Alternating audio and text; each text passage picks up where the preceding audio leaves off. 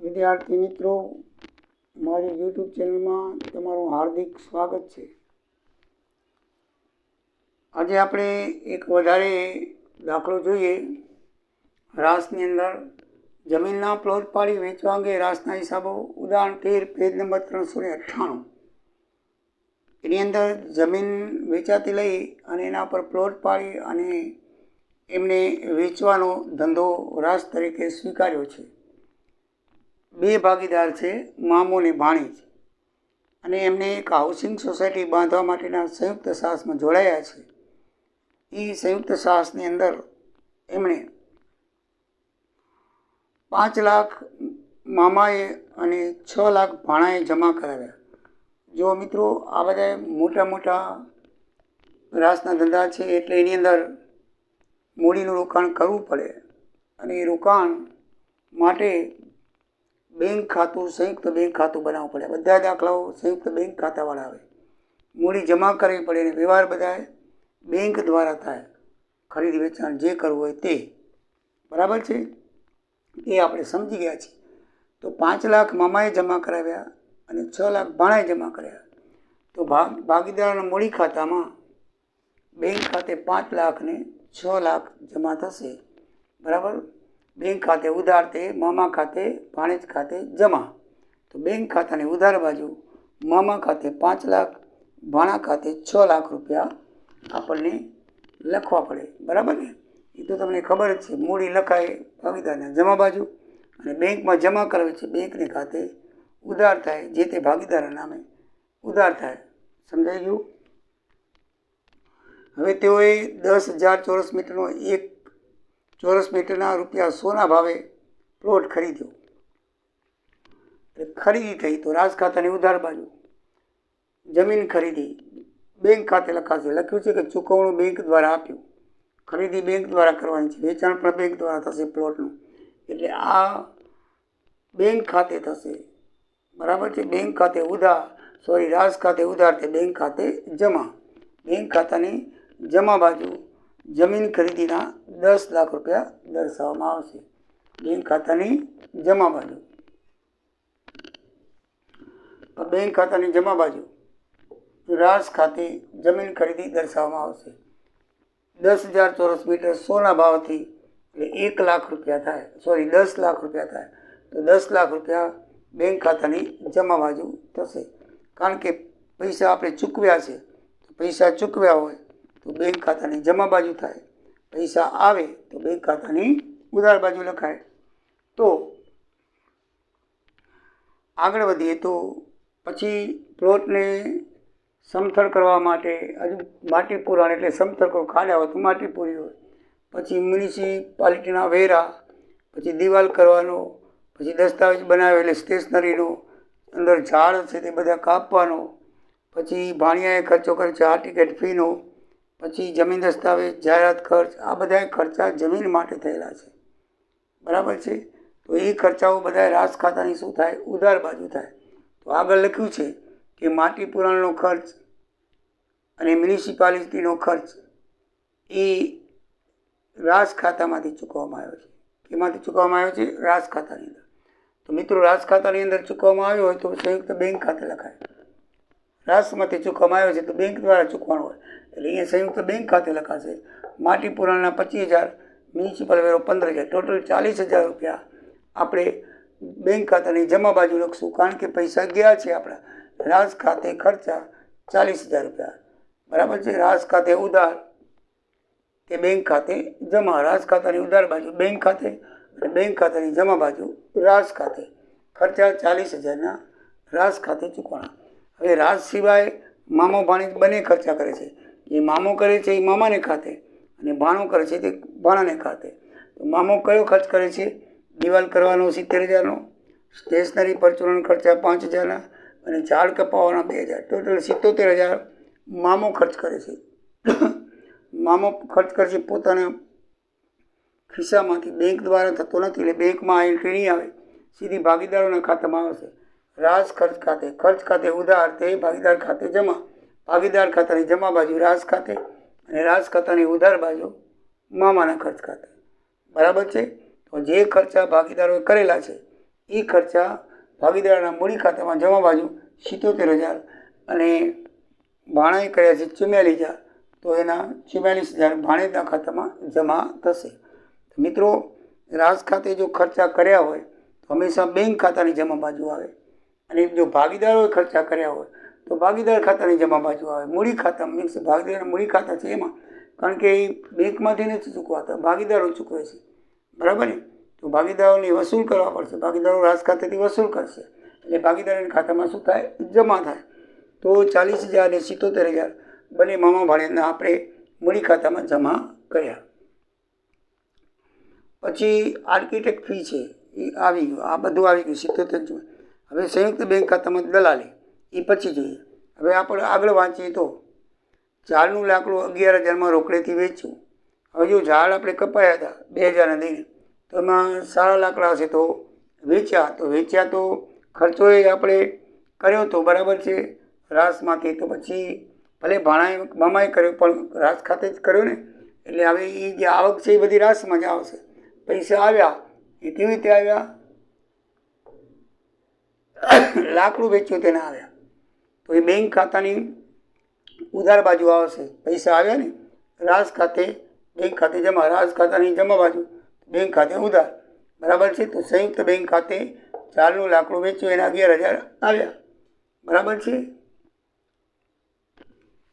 Bank ખાતે ઉધાર તે રાસ ખાતે જમા, રાસ ખાતાની જમા બાજુ બેંક ખાતે, બેંક ખાતાની ઉધાર બાજુ રાસ ખાતે લાકડું વેચ્યું તેના 11,000 રૂપિયા આવ્યા. આગળ વાંચીએ તો જમીનનો 1/4 ભાગ જાહેર રસ્તાઓ માટે અને જમીનનો 1/10 ભાગ કોમન પ્લોટ માટે છોડવામાં આવ્યો. મિત્રો, કોઈ સોસાયટી બનાવી હોય તો સરકારનો નિયમ છે કે રસ્તાઓ માટે અને જાહેર જગ્યા બગીચા માટે, કે કોમન પ્લોટ કહેવાય એને, બગીચા માટે પછી ત્યાં મંદિર બનાવો તો ભલે પણ એ પ્લોટ છોડવો પડે, એવો ગવર્મેન્ટનો નિયમ છે. તમે બધા પ્લોટ ઉપર મકાન બનાવી શકો નહીં, 2 ગાડી ચાલી શકે એટલો રસ્તો પહોળો બનાવવો પડે, અને જે નક્કી થયેલું હોય એ પ્રમાણે કોમન પ્લોટ પણ એને છોડવો પડે. તો એટલો છોડીને પછી બાકીમાં એ પ્લોટ પાડીને વેચી શકે આવો નિયમ છે. તો એ લોકો 1/4 ભાગ, 10,000નો 1/4 ભાગ એટલે 2500 સ્ક્વેર મીટર રસ્તા માટે, અને 1/10 ભાગ એટલે 1,000 સ્ક્વેર મીટર કોમન પ્લોટ માટે છોડી દીધા, બરાબર છે? બાકીના પ્લોટો પાડ્યા. તો એમાં કયા પ્લોટો પાડ્યા?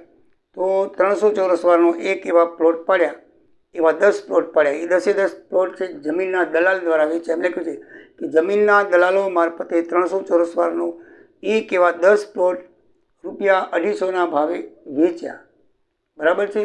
તો 250ના ભાવે ચોરસ મીટરમાં વેચ્યા. 300નો ચોરસ મીટરનો એક પ્લોટ, એવા 10 પ્લોટ પાડ્યા, બરાબર છે? તો એ 10 પ્લોટ આવ્યા, એ આપણું વેચાણ થયું કહેવાય. એટલે વેચાણ હંમેશા ક્યાં આવે? રાસ ખાતાની જમા બાજુ. પ્લોટ વેચાણ આ 300 સ્ક્વેર ફૂટ છે, આ નંગ પ્લોટ છે અને 250નો ભાવ છે. ત્રણેયનો ગુણાકાર કરી 300 × 10, 3,000 ચોરસ મીટરનો 250 ભાવે ગુણીએ એટલે 7.5 લાખ રૂપિયા થાય. કેટલા થાય? 7.5. એ દલાલ દ્વારા ચૂકવાના. કેના દ્વારા વેચાણ છે? દલાલ દ્વારા. તો આમાં પૈસા આપણને આવ્યા હશે તો રાસ ખાતે જમા થાય તો બેંક ખાતે ઉધાર થાય, બરાબર ને? હાર્યા રાસ ખાતે જમીન પ્લોટ વેચાણ 7.5 લાખ રૂપિયા. બેંક દ્વારા વ્યવહાર કરવાનો છે એટલે પૈસા આવે તો બેંકના ઉધાર ખાતું લેવાના, અને પૈસા જાય ખરીદી કરવી કે ખર્ચા કરવા, દલાલી કરવી તો બેંક જમા બાજુ આવે, કારણ કે વ્યવહાર આખો બેંક દ્વારા છે. ખાલી આ 2 જ વ્યવહાર છે એ મામા ભાણેજના ખર્ચાના છે. બાકી બધા એમને શું કર્યા છે? બેંક દ્વારા. એટલે જે વ્યવહાર બેંક દ્વારા થાય ને એ બેંકના ખાતામાં લખવાનો, અને જે વ્યવહાર પોતે પર્સનલ કરે ને એના ખાતામાં લખવાનો, મૂડી ખાતામાં. આટલું યાદ રાખવાનું. બેંક ખાતાની અંદર જે વ્યવહાર આવે એ હંમેશા કયા વ્યવહાર આવે? જે બેંક દ્વારા કરેલા હોય, મીન્સ કે એ લોકોએ ના કરેલા હોય, બેંક દ્વારા ચૂકવાયા હોય, એ બેંકમાં આવે. અને એ લોકો જે ભાગીદારો જે પોતે ખર્ચા કરતા હોય અથવા ભાગીદારો ખરીદ કરતા હોય એ ભાગીદારોના ખાતામાં લખવાનું, અને બેંક દ્વારા ખરીદ વેચાણ થતું તો એ બેંકના ખાતામાં લખવાનું, બરાબર? તો આ 2 ખર્ચા છે એ પોતે ચૂકવ્યા છે એમ લખેલું છે દાખલામાં. તો મામાએ ભાણેજે ચૂકવ્યા છે તો મામા ભાણેજના ખાતામાં આપણે મૂડી ખાતામાં જમા કર્યા, બરાબર છે? અને આ બેંકે રાશિ ચૂકવ્યા છે, રાશિ બેંક દ્વારા ચૂકવ્યા છે તો બેંક દ્વારા ચૂક્યા તો બેંક ખાતે જમા કર્યા, બરાબર? રાઈટ. એટલે આ પ્લોટનું કમિશન દલાલીને દેવું પડશે. એમ લખ્યું છે 5% દલાલી. તો 7.5 લાખના 10% કરી તો 75,000. અને એના અડધા કરી નાખો 37,500 થાય તો 5% દલાલી લખી 37,500 શું લખાશે દલાલી બરાબર છે તો એ ખર્ચ છે દલાલી રાજ ખાતાની ઉધાર બાજુ આવે બેંક દ્વારા ચૂક્યું છે તો બેંક ખાતાની જમા બાજુ રાજ ખાતે દલાલી 37,500 બરાબર દલાલી ખાતે ઉધાર તે બેંક ખાતે જમા આમનો તેમ થશે રાજ ખાતે દલાલી ખાતે 37,500 તો બેંક ખાતે દલાલી 37,500 બેંક દ્વારા ચૂકવે છે એટલે આ ઉધાર બાજુ આવશે અને બેંકમાં જમા બાજુ આવે પૈસા જાય છે દલાલી ખાતે બરાબર છે મિત્રો પછી પોતે પ્લોટ ખરીદે છે એમને લાગ્યું કે પ્લોટ સારા છે બરાબર છે આ 10 પ્લોટ તો વેચી નાખ્યા પછી લખ્યું છે ભાણો છે 300 ચોરસ મીટરનો એક એવા 2 પ્લોટ પડતર કિંમત ઉપર 10% નફાથી ખરીદ્યા તો મિત્રો પહેલાં પડતર કિંમત એટલે કેવી રીતે શોધાશે એને પડતર કિંમત ઉપર 10% નફો તો એને શું ભાવ લીધા હશે એ જોઈએ આપણે બરાબર છે મૂળ કિંમત 10 લાખ છે બરાબર મૂળ કિંમત આમાં કરું છું મૂળ કિંમત 10 લાખ રૂપિયા સમજો તમે વત્તા ખર્ચા તો ખર્ચા કયા કયા થયા 40,000 બીજા કયા ખર્ચા થયા 77,000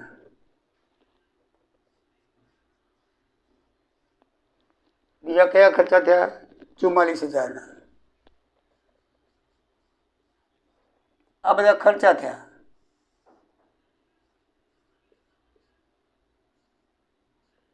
11,61,000 જમીન પડી આ પડતર કિંમત કહેવાય જમીનની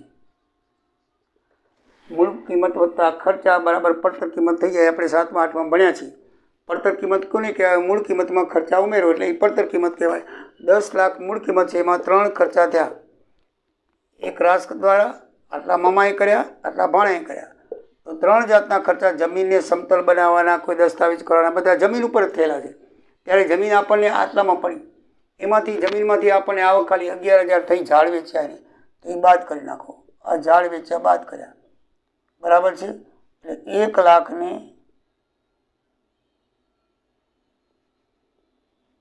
મીંડું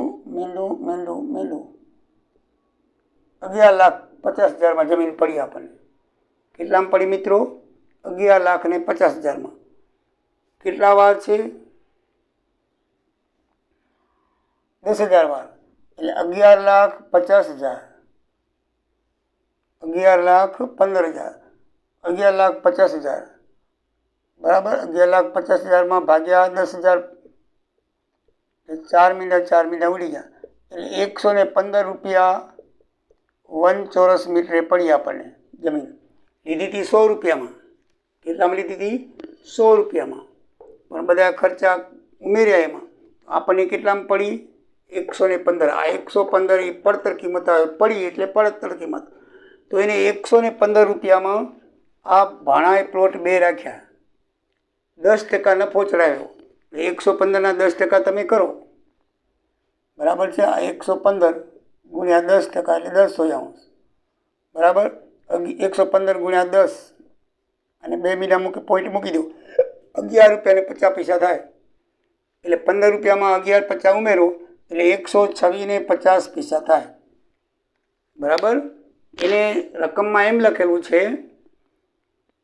કે મૂળ પડતર કિંમતના 10% નફાથી ખરીદ્યા ભાણાએ કારણ કે એ તો કાંઈ બજાર ભાવ નથી દે ને પોતાને પ્લોટ છે એટલે પડતર કિંમતમાં 10% નફો ચડાવીને એને લીધા તો પડતર કિંમત દાખલામાં દીધી નથી પડતર કિંમત આપણે શોધવી પડે તો મૂળ કિંમત ઉપર ખર્ચા ઉમેરો એટલે પડતર કિંમત આવી ગઈ આટલી જાતના ખર્ચા થયા છે એના ઉપર તમે પડતર કિંમત થઈ ગઈ એમાંથી ઉપજ આપણે જમીનમાંથી થઈ છે એટલે એ બાદ કરવી પડે એટલે જમીન આપણને 11,50,000 પડી કેટલા મીટર છે 10,000 ચોરસ મીટર તો 1 મીટરના કેટલા થાય 115 રૂપિયા થાય આપણે 100 રૂપિયામાં લીધી હતી 1 ચોરસ મીટર બરાબર અહીંયા ભાવ આપણને પડી 115માં હવે એ પડતર કિંમતના 10% નફો ચડાવીને મામો ભાણેજ બની લે છે તો પડતર કિંમત 115ના 10% એટલે કેટલા થાય 11 રૂપિયા ને 50 પૈસા બરાબર અહીંયા 10% લખવું હોય 11 રૂપિયા ને 50 પૈસા લખી નાખો બરાબર. કૌંસમાં લખવું હોય 10% તો લખી નાખો, લખેલું કે 10% ચડાવીને. બરાબર. તો 11.50 પહેલાં 126 રૂપિયા અને 50 પૈસા થાય. સમજાઈ ગયું મિત્રો આ બાબત? 11 રૂપિયા અને 50 પૈસા, 10% નફો. બરાબર. 10% નફો ચડાવીને વેચ્યા છે. 115ના 10%. ફરીથી તમને સમજાવું કે ભાણાએ જમીનના પ્લોટ 2 રાખ્યા 300 વારના, એટલે 300 ગુણ્યા 2, પણ ભાવ કયો? એમાં લખ્યું છે કે પડતર કિંમતના 10% ચડાવ્યા. તો પડતર કિંમત આપણી 11,50,000માં 10,000 ભાગવું એટલે આપણી 115 આવી. તો 115ના 10% 11,50 ઉમેરો એટલે 126 રૂપિયા 50 પૈસામાં એને પ્લોટ રાખ્યા. એટલે 126,50 અને આ ગુણાકાર 300 ગુણ્યા 2 પ્લોટ, ભાવ 126,50 એટલે 75,000 રૂપિયા, 75,900 રૂપિયા આ ભાણાએ ખરીદ્યું છે, પોતે ખરીદ્યું છે. એટલે બેંક ખાતામાં નહીં આવે. કેમાં આવશે? આમાં આવશે. આમાં વેચાણ થયું છે, કારણ કે રાસે વેચાણ કર્યું છે. ભલે આપણે કેમ ભાગીદારો સ્ટોક ખરીદેલી છે, એમાં પોતે ભાગીદાર જ છે, એને પ્લોટ ખરીદી લીધા. જેમ સ્ટોક ખરીદ્યો, જ્યારે સ્ટોક ખરીદે એટલે આપણે ભાગીદારના મૂડી ખાતામાં ઉધાર બાજુ લખી છે, એમાં પ્લોટ ખરીદ્યા એ ઉધાર બાજુ. આ જમીનનો પ્લોટ ખરીદ્યા. બરાબર છે. ભાણેજે 75,900 ખરીદ્યા. આ 75,900 એવી રીતે મામાએ ખરીદ્યા 3 પ્લોટ 300 વારના, એ જ ભાવથી. એને 10% તો 126 રૂપિયા 50 પૈસા થયા. તો 126,50 ગુણ્યા 1,13,850 તો 1,13,850 મામાએ લીધા. તો મામો ભાણેજ બંને પ્લોટ ખરીદ્યા છે, તો એ બંનેના મૂડી ખાતાની ઉધાર બાજુ આવશે. બરાબર. અને એ રાસે વેચાણ કર્યું કહેવાય, એટલે રાજ ખાતાની જમા બાજુ લખાય. કઈ બાજુ લખાય? જમા બાજુ મિત્રો. બરાબર ને? 115 ક્યાંથી આવ્યા, 11,25 ક્યાંથી આવ્યા ખબર પડી ને? આ રીતે આવ્યા. હવે હું કાઢી નાખું, કારણ કે જગ્યા નથી એટલે મેં અલગ ગણતરી કરી નથી. તમને આ રીતે ખાતાની અંદર સમજાવી. એટલે મિત્રો હવે કાઢી નાખું છું, જેથી ખાતાની અંદર આપણને નડે નહીં. પરીક્ષામાં ગણતરી અલગ દર્શાવવાની હોય છે. બરાબર છે. એટલે તમે અલગ રફકામની અંદર ગણતરી દર્શાવી શકો. એટલે મેં મારું રફકામ કરી નાખ્યું ખાતાની અંદર જ. એટલે તમને સમજાઈ ગયું હશે. તમે હવે હોશિયાર બની ગયા છો, એટલે મારે હવે કંઈ કહેવાની જરૂર નથી. બરાબર ને? એટલે 115 ક્યાંથી આવ્યા? પડતર કિંમત આવી 115. બરાબર. એટલે આ બંને બાબત સમજાઈ ગઈ. આ પ્લોટ લીધા ભાણાએ, આ પ્લોટ લીધા મામાએ. એ બંને મામા ભાણેજના પ્લોટની કિંમત એમના મૂડી ખાતામાં ઉધાર બાજુ આવશે, બેંકમાં નહીં આવે. કારણ કે બેંક દ્વારા વેચાણ થયું છે, પણ બેંક દ્વારા નથી થયું, પોતે ખરીદી લે છે. જાહેરમાં નથી વેચાય. જાહેરમાં વેચ્યા હોય તો બેંક દ્વારા થાય. આ પોતે ખરીદે તો એના ખાતામાં થાય, બેંકના ખાતામાં ન આવે. એટલું ધ્યાન રાખજો. મકાન માલિક વેપારી ભાગીદાર પોતે પ્લોટ ખરીદે ને, અથવા પોતે માલ રાખી લે, સ્ટોક આપણે આગળ દાખલા જોઈ ગયા કે બાકીનો સ્ટોક ઘણા એવું હોય કે ભાઈ કન્સ્ટ્રક્શનનો ધંધો કરતા હોય, પછી લોખંડ ને સિમેન્ટ ને કંઈ વધ્યું હોય એ પોતે રાખી લે. આમાં એવા જશે આ 2 ભાગીદાર, આમાં વધ્યું હશે, સિમેન્ટ વધ્યો હશે, લોખંડ વધ્યું હશે, ઈંટ રેતી વધ્યું હશે, તો એ પોતે ખરીદી લે. આમાં તો એને પ્લોટ ખરીદ્યા છે, ને બાંધકામ હોય તો સિમેન્ટને ખરીદી લે, પોતે રાખી લે. આમાં એને પ્લોટ સારા લાગ્યા, પોતે મકાન બનાવ્યું તો પ્લોટ ખરીદી લીધા. રાસે વેચાણ કર્યું કહેવાય. કોને? ભાગીદારને કર્યું કહેવાય. તો ભાગીદારના ઉધાર બાજુ આવશે અને એ વેચાણ તરીકે જમા બાજુ આવશે. પછી લખ્યું બાકીના 8 પ્લોટ વધ્યા. તો 8 પ્લોટ છે એ 250 સ્ક્વેરના હતા. કેટલા? 250 ચોરસ મીટરના. 250 ચોરસ મીટરના 325ના ભાવથી વેચ્યા. આ ભાવ છે 250 ચોરસ મીટર 8 પ્લોટ, એટલે બેનો ગુણાકાર ગુણ્યા ભાવ 6,50,000. આ ભાગીદારો પોતે વેચ્યા, રાસ ધંધામાંથી વેચાણા, એટલે બેંક ખાતે ઉધાર થશે. આ પ્લોટનું બીજું વેચાણ, આ પ્લોટનું દલાલ દ્વારા વેચાણ થયું, એ બેંકમાં આવ્યું 7,50,000. પછી બીજું ભાગીદારો પોતે વેચ્યું જાહેરમાં પબ્લિકને, તો એ બેંકમાં આવ્યું 6,50,000. જ્યારે પોતે ખરીદી લીધા એ બેંકમાં ના આવ્યા, એ પોતાના ખાતામાં આવશે, કારણ એને ચૂકવવા પડશે. એ પૈસા એને શું કરશે? ચૂકવવા પડશે. એટલે ઓટોમેટિકલી નફામાંથી નીકળી જશે. બરાબર ને? એટલે એ ચૂકવશે રાસને. એટલે એને લખ્યા એના મૂડી ખાતામાં કઈ બાજુ આવશે? ઉધાર બાજુ આવશે. બરાબર ને? તો હવે આગળ લખ્યું છે કે મામો ભાણેજ 2:3 પ્રમાણે નફો નુકસાન વેચે છે. તો સંયુક્ત સાહસનું કામ પૂરું થયું એમ માનીને મામા ભાણેજના અને સંયુક્ત બેંક ખાતા બનાવો. તો આપણે આ બેંક ખાતા બનાવ્યા આની અંદર બધું આપણે દરેક વિગત આ ખર્ચા સમજી લીધા. આ ઝાડનું વેચાણ, આ ડાયરેક્ટ દલાલ દ્વારા વેચાણ, આ ભાગીદારોની ખરીદી અને આ ડાયરેક્ટ વેચાણ. તો આટલું વેચાણ થયેલું છે. આ ઝાડનું લાકડાનું વેચાણ છે, આટલું પ્લોટનું વેચાણ છે. કોઈ પણ વેચાણ હોય રાજ ખાતાની જમા બાજુ આવે. અને ભાગીદારો કરેલું પોતે ખરીદેલું હોય તો ભાગીદારોના મૂડી ખાતામાં ઉધાર બાજુ, અને ભાગીદારો બીજાને વેચેલું હોય તો બેંક ખાતાની ઉધાર બાજુ લખવાનું હોય. આમ ભાગીદારોનું ઉધાર ખાતું આવે. ભાગીદાર ખરીદે એ ભાગીદારના ખાતામાં ઉધાર બાજુ, અને ભાગીદારો ના ખરીદે એ બેંક ખાતાની ઉધાર બાજુ આવે. સમજાઈ ગયું મિત્રો? તો હવે સૌથી પહેલાં આનું ટોટલ મારો 16,07,750 થશે. તો એમાંથી આ બધી રકમ બાદ કરો તો આટલી રકમ તૂટશે. કેટલી રકમ તૂટશે? જો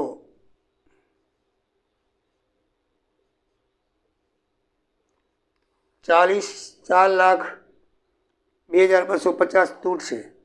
તો એને તમે 4,02,250 ને તમે 3/2 ભાગમાં વેચો તો 3/2 ભાગમાં વેચશું તો મામા ખાતે 2/5 ભાગ 1,60,900 અને ભાણા ખાતે 3/5 ભાગ 2,41,340. બરાબર?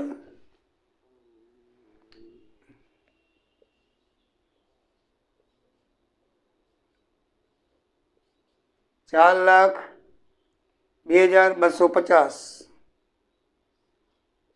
આ એની તમારી ટોટલ ખૂટશે. એને તમે 2/3 વેચો. એને લખી નાખો 4,02,250 ને 2/3 વહેંચતા. બરાબર? આ કાચો નફો આવ્યો. એને આપણે 2/3 વેચી લઈએ નફો. તો આટલા રકમ તમારી તૂટશે. એને 2/3 વેચો એટલે 2,41,350, 1,60,000 નફો છે એ ભાગીદારીના ખાતામાં જમા થાય. આ બાજુ ઉધાર, તો ભાગીદારીના ખાતામાં નફો જમા કર્યો. મામાનો મામામાં, ભાણેજનો ભાણેજમાં ₹5 જમા કર્યા. પહેલાં રાજ ખાતું બંધ કરવાનું, પછી ભાગીદારોનું ખાતું બંધ કરવાનું. તો જમા બાજુનો હંમેશા સરવાળો મારવાનો. 8,85,350, 7,37,900 અહીંયા લખી નાખ્યા. હવે જેટલા તૂટે આ બાદ કરી નાખો.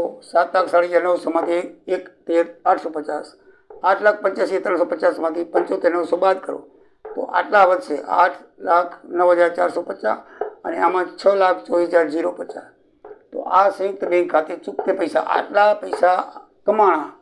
કોણ કમાણા? ભાગીદારો. મામો 6,24,050 અને ભાણેજ 8,09,450 કમાણા. હવે રાજ ખાતાને ચૂકવવા પડશે. આ રાજ ખાતાને મામાને આટલા, ભાણેજને આટલા ચૂકવવા પડશે. તો બેંક ખાતે ચૂકવે એટલે બેંક ખાતે જમા થાય. પૈસા ભાગીદારો ચૂકવવા પડે. બેંક ખાતું કોઈથી બંધ થાય નહીં, ઓટોમેટિકલી બંધ થશે. આ તમે ભાગીદારોને ચૂકવી દો. આ ચૂકવ્યા જો મામા ખાતે 6,24,050 અને ભાણેજ ખાતે 8,09,450 બેંક ખાતાની જમા બાજુ લખવાનો હોય. હંમેશા ઉધાર બાકી આવશે. ઉધાર બાકી તમારે બેંક ખાતાની જમા બાજુ લખી નાખવાની એટલે ઓટોમેટિકલી બેંક ખાતું મળી જવું જોઈએ. બેંક ખાતું મળી ગયું 25,11,000 એટલે આપણો દાખલો સાચો છે એમ માનવાનું. જો કોઈ ભૂલ હોય એન્ટ્રીની તો ક્યારેય પણ બેંક ખાતું તમારું મળશે નહીં મિત્રો. બરાબર ને? એટલે હવે તમને બધાએ ખબર પડી ગઈ હશે બધી કે સંયુક્ત ખાતાનો હિસાબ હંમેશા ઓટોમેટિકલી મળે. એને મેળવવાનો હોય નહીં. આપણે આ બે ખાતાના હિસાબ મેળવવાના હોય. એક રાજ ખાતાનો નફો, એ નફો આવે એ મૂડી ખાતામાં જમા બાજુ લખી નાખવાનું. પછી જમા બાજુનો સરવાળો કરી ઉધાર બાજુ જે ખૂટે એ રકમ તમારે બેંક ખાતે લખી નાખો ભાગીદારોની બાકી. એટલે ઓટોમેટિકલી આ બંને બાજુ આપણી મળી જાય.